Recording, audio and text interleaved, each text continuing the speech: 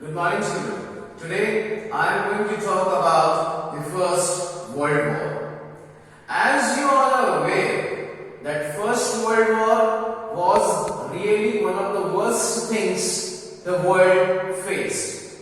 Now, what was the reason behind the First World War? First of all, we should know that. We know that the period was from 1914 to 1918. This was a long 4-year period and the world suffered a lot due to the First World War. Now I will talk to you about the basic reasons why the First World War came into picture. One of the most important reasons was the industrialization. Now, what do we understand by the term industrialization? I will brief you a little about that. Industrialization.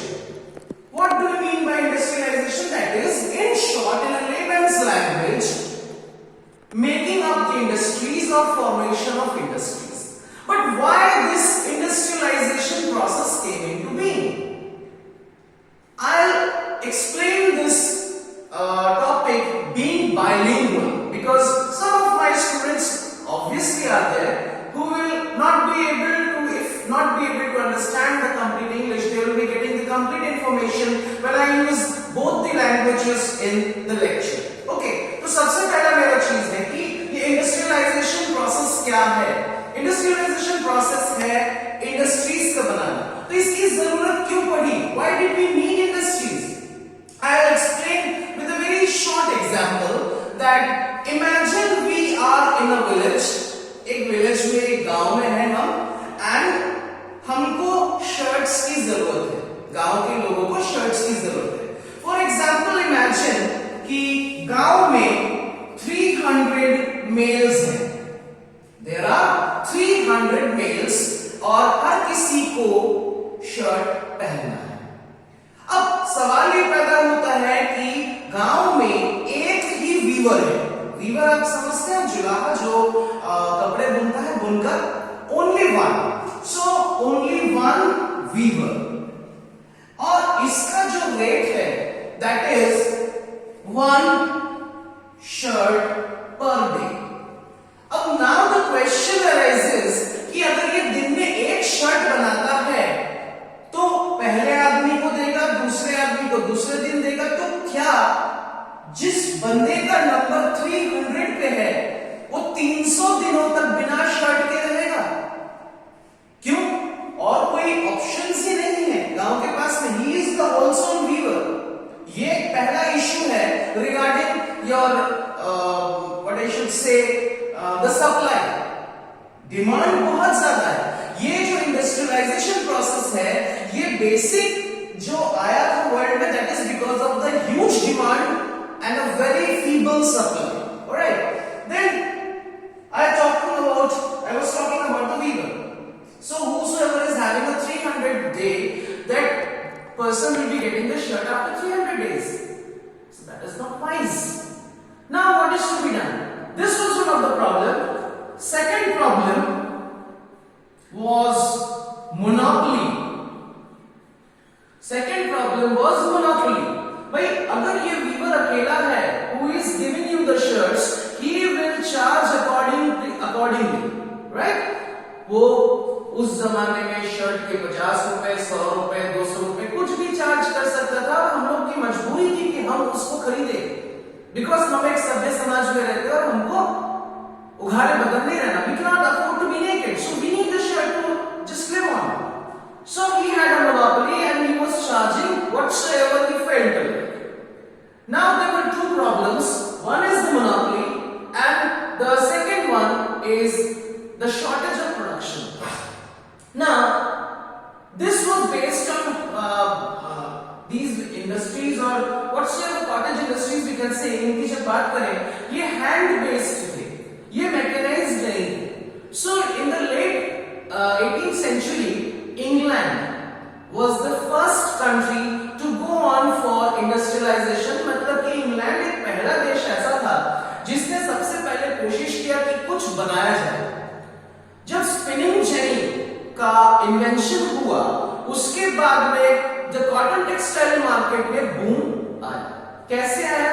क्योंकि ये एक दिन में एक Weaver एक shirt बनाता है, मनमाना रेट वो करता है और इसके कारण से सब लोगों को परेशानी झेलनी पड़ रही थी। बट अब फैक्ट्री आने के बाद, एक पहला इंडस्ट्री डेवलप होने के बाद इंग्लैंड में ये जो 300 शर्ट्स जहां पे एक महीने में बन रही थी वीवर के द्वारा, वहां पे 1000 शर्ट एक दिन में बन, एक महीने में बनना शुरू हो गई।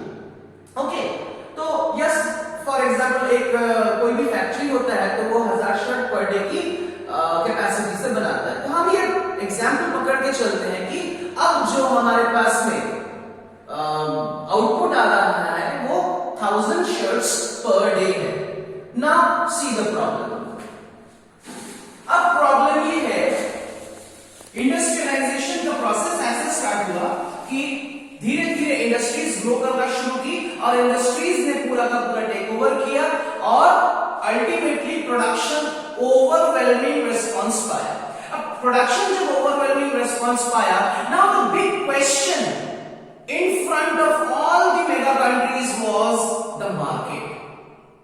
कैसे? वो मैं एक छोटे से एग्जांपल से शो करूंगा।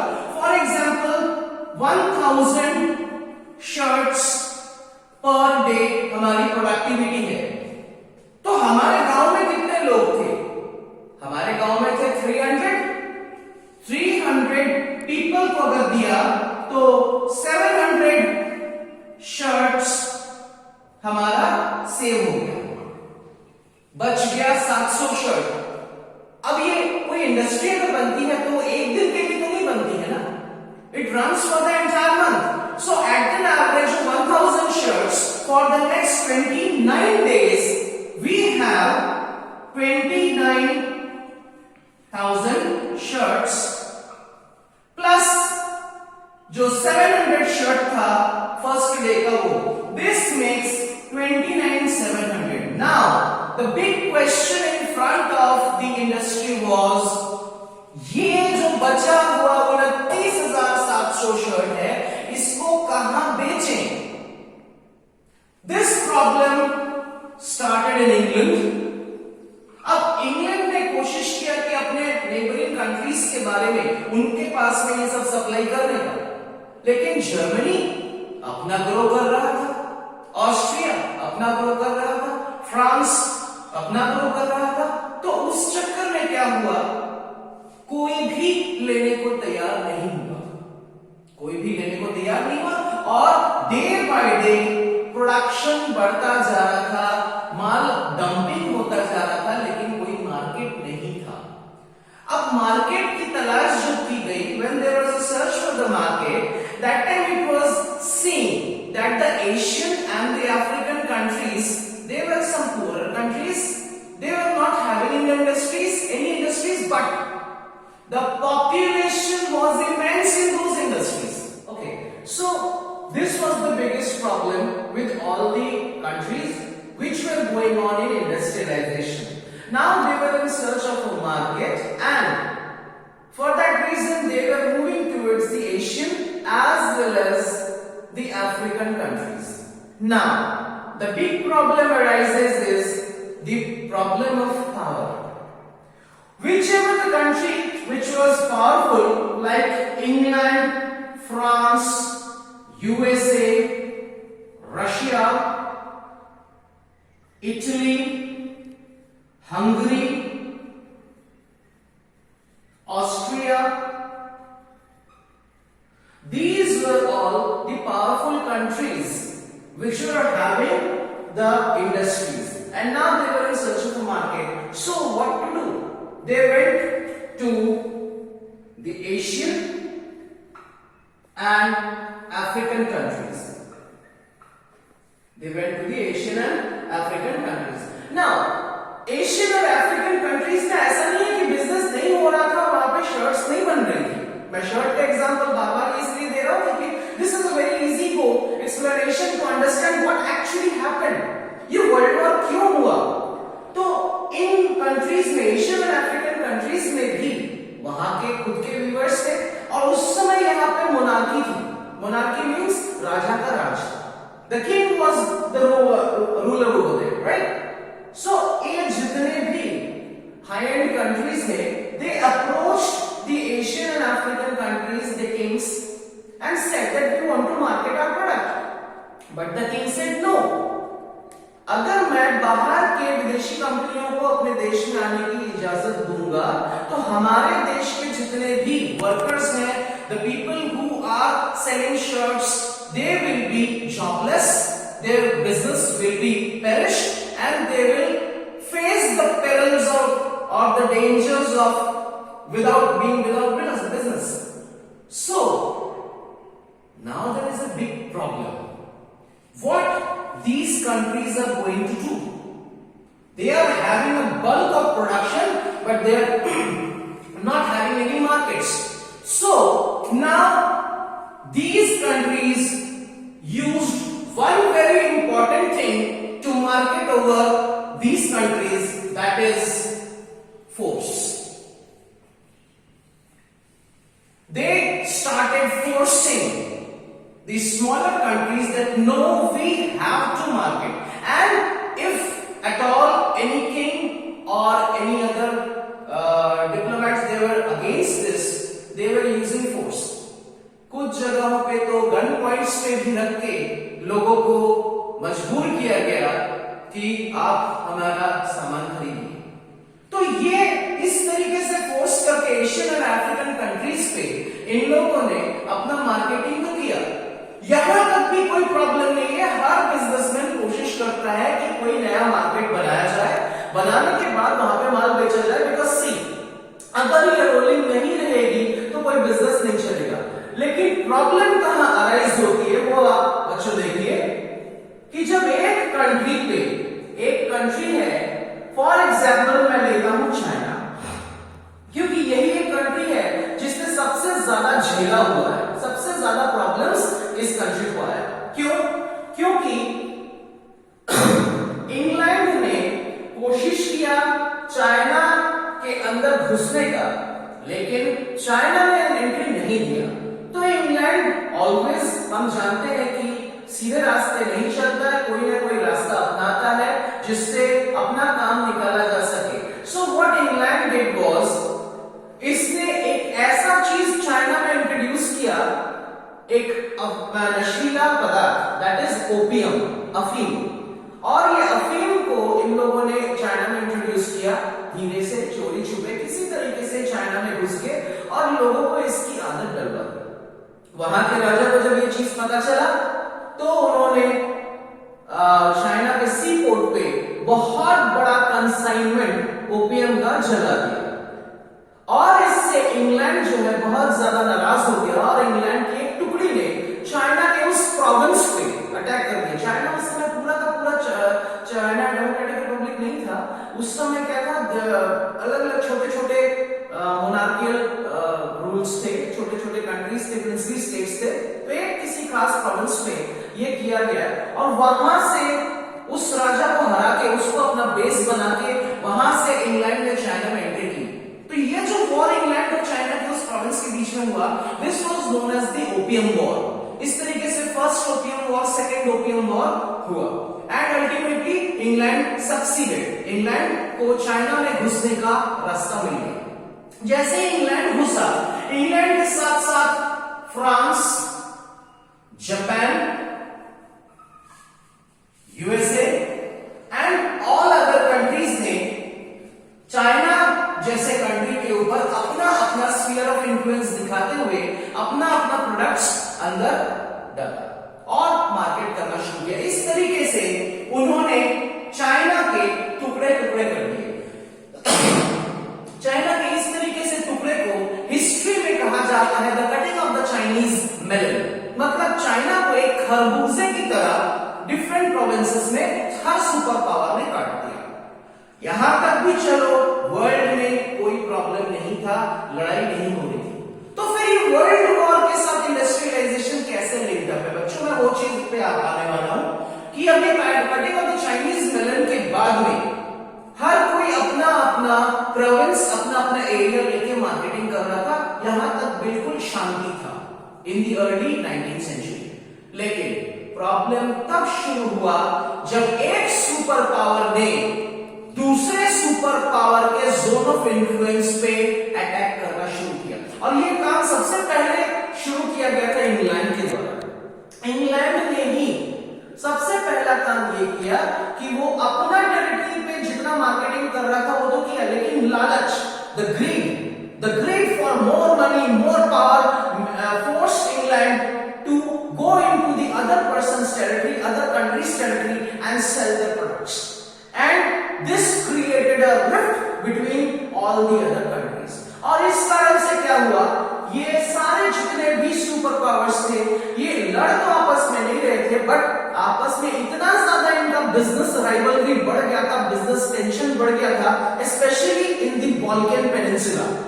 बॉल्कन और ऑटोमन एम्पायर का जो एरिया है वहां पे ये बहुत ज्यादा टेंशन बढ़ गया था। मतलब इतना टेंशन बढ़ गया था कि कोई भी कंट्री किसी भी कंट्री के ऊपर कभी भी हमला कर सकता है अपना बिजनेस सेटअप करने के लिए, अपना मोर प्रॉफिट करने के लिए। और उस समय सबसे बड़ा जो रन था वो था फॉर पावर, जिसके पास जितना ज्यादा कंट्री, जितने ज्यादा कंट्री में बिजनेस, जितना ज्यादा पैसा उतना ज्यादा पावर। सो इंग्लैंड ने कोशिश ये किया कि वो सुपर पावर बने, और यही एक रीजन था जिसके कारण से ये चीजें बिगड़ती चली।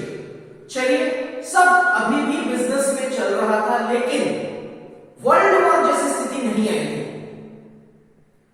एक आपसी टेंशन था, बहुत जबरदस्त टेंशन था, लेकिन अचानक एक दिन क्या होता है कि इन लोगों के ग्रुप्स बनना शुरू हो जाते हैं। ये जो सुपर पावर्स थे इन लोगों को लगना चालू हो गया कि किसी भी दिन वर्ल्ड वॉर या ऐसी लड़ाई जैसी स्थिति हो सकती है। They just thought that any day this can transform into a war, the entire rivalry. So what they did was they joined hands with different countries to make allies or friends. And when they started to make allies, the other opponent countries also started making allies. But still, there was no war. Suddenly, what happened? A person from Serbia, he attacked Archduke Ferdinand. Archduke Ferdinand कौन था? He was a prince of Austria. Archduke Ferdinand को attack किया गया. He was with his wife, and that Serbian person actually killed Archduke Ferdinand. अब archduke Ferdinand का जब murder होता है, असैसिनेशन होता है, इसके बाद Austria, the Austrian people got enraged and they asked Serbia to pay for whatever they have done. Now Serbia was asked to surrender to Austria with all the possessions, all the monarchy, all the territories without anything. But Serbia refused. Now the question was, why Serbia refused? Serbia refused to surrender in front of Austria because it was having a huge backup by the Russian Empire. उस समय Russia नहीं हुआ था, उस समय USSR ही था, that is the Union of Soviet and Socialist Republic, और वो बहुत बड़ा एक लॉबी था। तो जब सर्बिया को मालूम था कि सर्बिया के पीछे एक बहुत बड़ा लॉबी है, तो वो सरेंडर करने का सवाल ही पैदा नहीं होता था। ऑस्ट्रिया भी बहुत बड़ा कंट्री नहीं था, ऑस्ट्रिया भी एक छोटा सा कंट्री था, लेकिन ऑस्ट्रिया के साथ जर्मनी, हंगरी, इटली जैसे देश जो थे ये उनके फ्रेंड्स थे, इसीलिए उसको भी किसी चीज का डर नहीं था। तो अल्टीमेटली प्रॉब्लम ये अराइज हुआ कि सर्बिया किसी भी तरीके से सरेंडर करने को तैयार नहीं। ऑस्ट्रिया अपने प्रिंस का मर्डर का पूरा बदला लेना चाहता था। एंड वन फाइन डे जब ये चीजें नहीं होती गई, वन फाइन डे ऑस्ट्रिया ने क्या किया, सर्बिया पे अटैक कर दिया। सर्बिया पे अटैक कर दिया, यहां तक भी चीज ठीक थी, चलो एक देश का दूसरे देश के साथ में ऐसा टेंशन चलता ही है। और जब ऑस्ट्रिया के प्रिंस को मारा था, ऑस्ट्रिया का बनता ही था कि उससे रिवेंज लेना, तो Austria attacked Serbia in the purpose of revenge, but the Serbia was supported by Russia. Russia को यहां पे चाहिए था कि जो वॉर या जो बैटल चल रहा है इसको बंद करे, मगर रशिया ने इसको सपोर्ट किया। तो ऑस्ट्रिया भी पीछे क्यों रहता?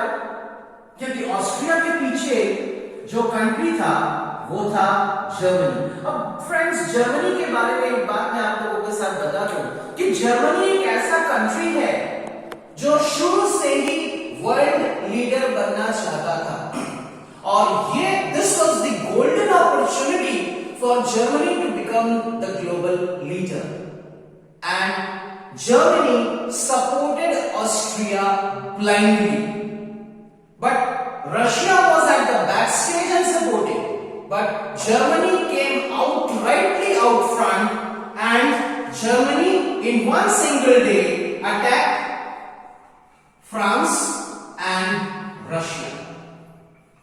That was in the month of August 1914.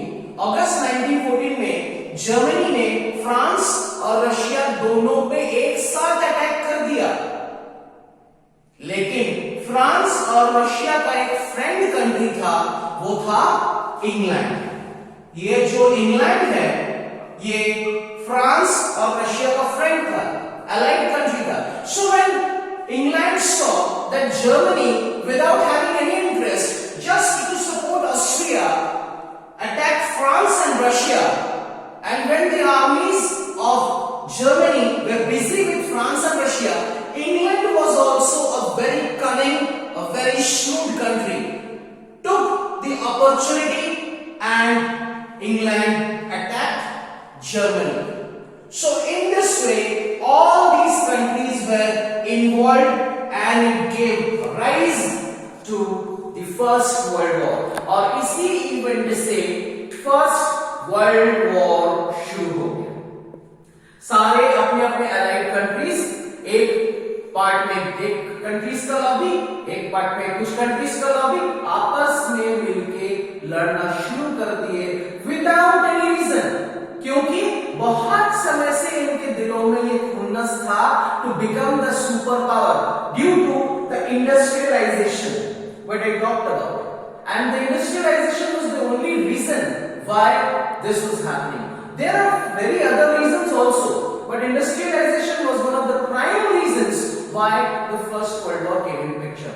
So this simple incident of the murder of Duke Ferdinand, that is the Prince of Austria, and Germany jumped into it, incorporated France and Russia, and then England jumping into it, and means resulting in a small battle into the form of war.